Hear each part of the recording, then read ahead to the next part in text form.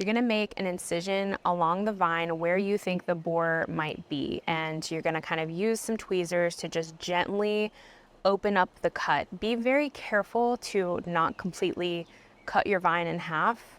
That's not gonna be good, your vine's gonna die. You just wanna make pretty much like a hole to open it up and grab the borer.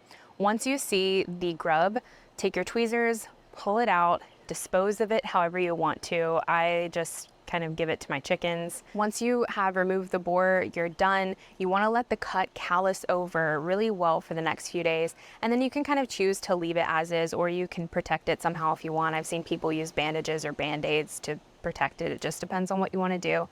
And as long as there wasn't a lot of significant damage done to the vine, it should continue to live and pump out lots of squash, but that's unfortunately not always the case. Sometimes it will still die, but at least we've done everything that we could possibly do. This method is extremely effective if caught at the right time, but it also can be really exhausting, especially if you have a lot of plants and you have a large problem.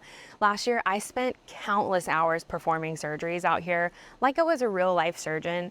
And it's funny because I got a whole pre-med degree thinking that I was gonna be a real life surgeon, but instead I'm just out here performing borectomies on my squash plants. It's just funny how life works like that.